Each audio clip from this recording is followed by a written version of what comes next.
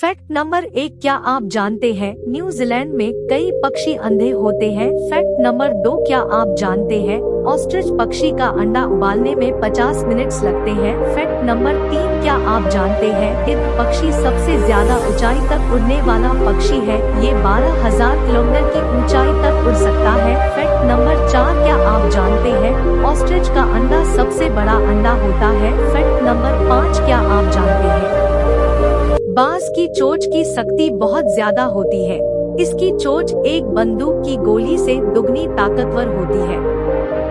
और नीचे जो